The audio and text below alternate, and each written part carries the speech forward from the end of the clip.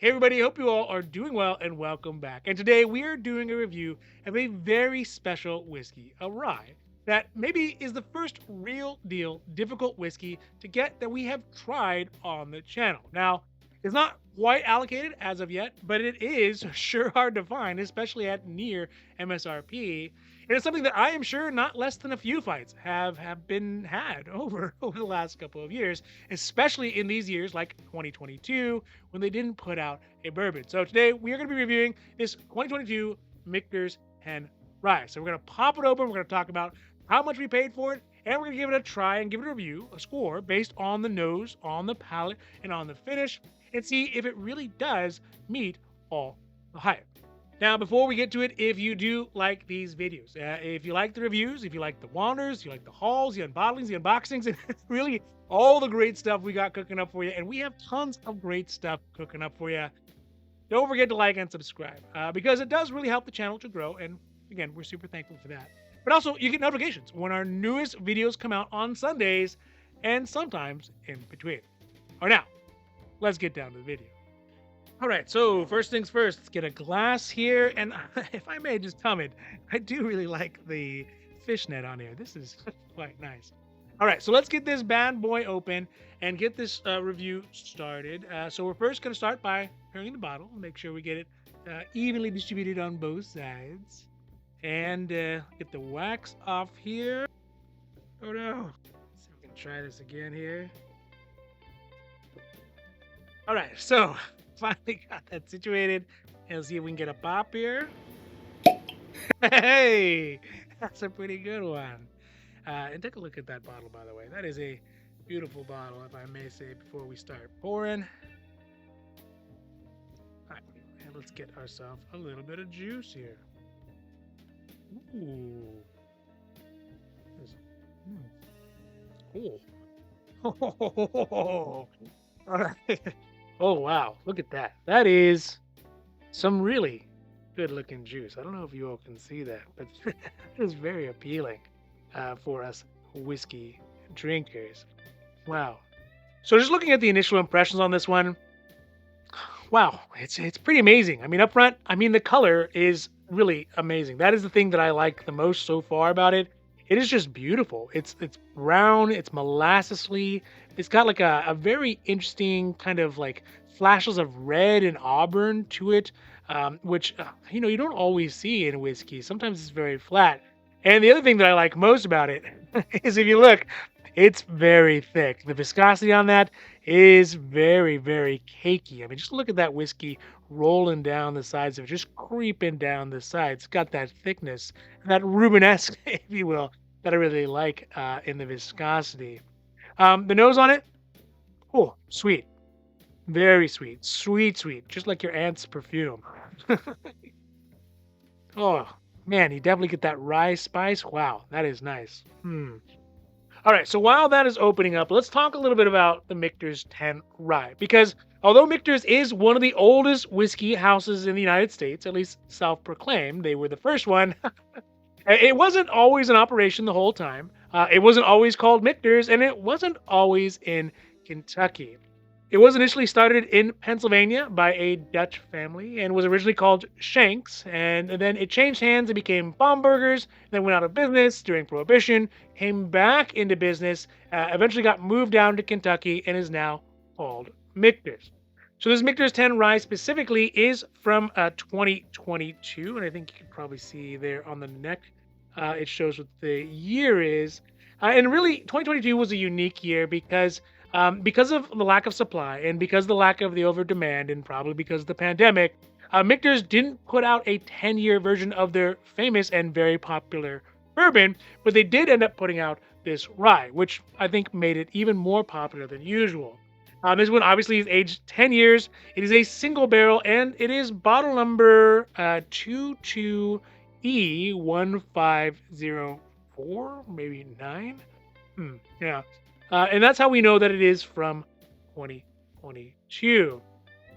Now, also interesting enough about this bottle specifically is that the juice that is inside was produced by Michter's. There's no doubt about that. But it was likely made in the Brown Forman facility that is across the street from the distillery, as Michter's didn't start distilling their own whiskey until 2015 in house. So, if we do some backwards math here in 2023 or 2022 when it was bottled, it means that this whiskey was probably part of that interregnum whiskey made at the Brown Forman facility prior to 2015.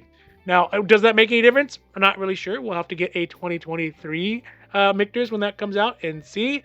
But it is, I don't know, at least to me, it's interesting. Now, for the nose notes on this one, man, the nose is really, really pleasant. It's not very alcoholic, so it can be good for the wife. So you don't get a ton of ABV on the nose, but what you do get is a pretty intense amount of sweetness and rye spice. It is moderately mature, at least the smell to it, which is kind of what you would expect from a 10-year-old whiskey, but it still has some youthful exuberance in the brightness of the spice and the sweetness. Also, I don't get a very like old sweetness smell or an old spice smell to it. So they do seem still kind of young despite the 10 years. Also, there's strong vanilla, there's strong leather, and strong corn syrup, which is kind of what you would expect from something like this. But there's an off note of what we call maybe like big league chew, like the pink bubble gum. Huh. Is that weird? So on the nose scores for this one, I'm going to give it a 4 out of 6. And I think that is kind of low, but the main reason is that the nose, well, I mean, it's exactly where I like it to be on rye. It is warm, it is sweet, it is spicy, but it lacks any sort of complexity, like, any of the Rocky movies. And it doesn't really seem to be taking any chances at all. It doesn't push the edges or the boundaries of what a rye can be. And although it is good quality, at least you can tell on the nose, it doesn't stand out as any level of magnitude higher than what you would get in a similarly classed rye. Also, it doesn't have really much ABV represented on the nose, which for me is a serious blind spot for whiskey. All right, now let's move on to the palate and see if we get a different impression on the palate. So let's do an initial impression on the palate here. Ooh. The first thing I notice on here is the mouthfeel is not nearly as robust as I thought it would be, at least from what it looked like with the legs. It kind of feels a little bit anemic in comparison to what we got on the nose. It's not nearly as viscous or sweet as I had gotten on the nose, and like on the nose, there is a very noticeable lack of ABV on the palate. One plus to it though, it is very, very silky. It has a great like a mouth silkiness feel to it as it kind of swishes around, which is pretty enjoyable. Oh, I like that. Now, while I'm getting a little bit more taste on this one, let's talk a little bit more about the Michter's and rye and how much we got it for. Now, like I said before, because of the lack of the Michter's bourbon in 2022, I think there was a bit of an inflation on the Michter's 10 price. We got this one specifically for $250 at a liquor store kind of way out in the desert on our way back up from Los Angeles. And we just kind of happened to luck out to stumble upon it. And, $250 is a pretty considerable amount, especially over the MSRP, which is at about $190 to $200, somewhere around there. So we essentially paid maybe about a 25% hype tax or $50 over on the MSRP. But in the moment, seemed like the right thing to do. We didn't really have one at the time, and we just wanted to enjoy it. So we did end up buying it. The ABV on this one specifically is at 46.6%, which is 92.8 proof for those folks who do it on the standard imperial measurement and not on the metric. And for the whiskey, in its class, I think that the ABV is quite low. And again, I've said it on the nose, I've said it on the palate. It seems to be that low ABV just really kind of hinders it. And sure, you could make the argument that it's more of a classic ABV for whiskey, and that if you changed it, it may really kind of substantially alter the balance on the palate or even the integrity of the palate. But still, it would be nice to have a little bit of juice, has a little more juice to it, if you know what I mean. So after a couple more tastes here, there is a lot to like about the Michter's 10 rye on the palate. The rye spice definitely has an outsized role on the palate. It's not that it's like super strong. It's more that it stands out more than the other flavors that are in there. There is a bit of ABV that does end up showing kind of in that mid-range area, which is a pleasant surprise to say the least. And the finish is all right? It's okay. The main saving grace for this whiskey is that it does wear its age very well. So you can taste the maturity and the leather and the vanilla and a hint of coconut that make it all around more pleasant than what you would get on the normal standard non-age statement Michter's Rye. In fact, you know what? Let's try a little bit of that against the Michter's Rye. Just impromptu here. Get a glass. Get a pop. Oh, get a pop. Let's see how it does in comparison. Cheers. You can definitely taste the age on the 10 versus on non-age statement. But I mean, the distance is not that far. It really is not. But like I said on the nose and also mimicked in the palate, is that it doesn't really take any chances. That is for the Michter's 10. I mean, it is an all-around good B student. There isn't really anything exceptional or notable about it, other than the fact that it's underpowered on the ABV, but it does a pretty good job of what it's supposed to do. So for the palate, the finish scores, well, I think that the palate, I'm going to give it a 9 out of 15 points. And that may seem a bit odd, especially if you saw some of our other reviews, because it's the same number that I gave Arby's, their Arby's bourbon, the people who make your sandwiches. Yes, they have a bourbon. It is very interesting to say the least. And it's also, the score is a little bit lower than what it would have gotten on the Angels Envy Cider. I'll put a link up there for that one as well. But I think it is justified because although they are not the same quality, that is true. The Michter's is probably leaps and bounds better as far as quality goes. The extra points for the Arby's to keep it on pace or the Angels Envy Cider Rye is because they took chances, because they made a whiskey that is, interesting. And I think that there is something to be said for that. The Michter's, yes, it is a good whiskey. It is something that you could drink and thoroughly enjoy with your friends or by yourself and just kind of enjoying the whiskey and the rye. But it's not going to really expand your palate, and it's more of just like a warm, comfortable rye embrace. Nothing too provocative.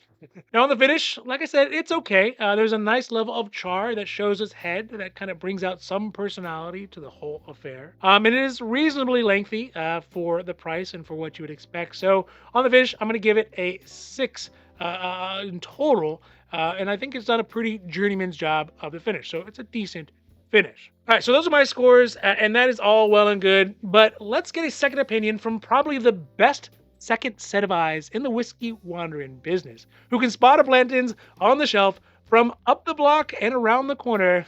Let's see what the wife has to say. Wife score.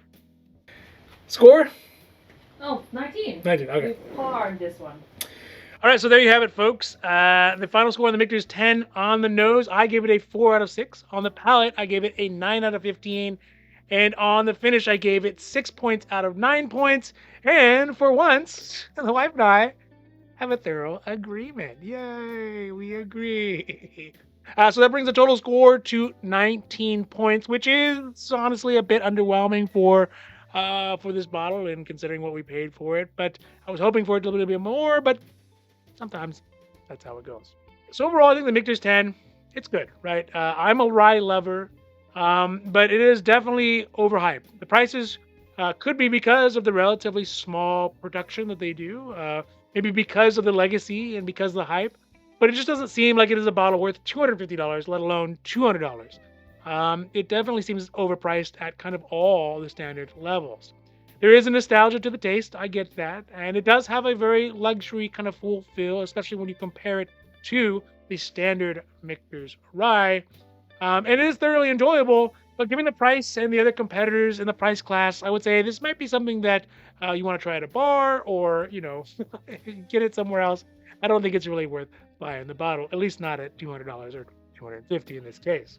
All right, so that's it for a review for the Michter's 10 Rye, and I hope that you enjoyed it. And if you like this review, if you like this video, if you like the wanders, hauls, all the other things we got cooking up, unbottlings, unboxings, and we got tons of great stuff cooking up for you, don't forget to like and subscribe because, one, it does really help our channel out. And again, super thankful for that. Two, it is good for your whiskey mojo. And three, you get updates when our newest videos come out on Sundays and sometimes in between.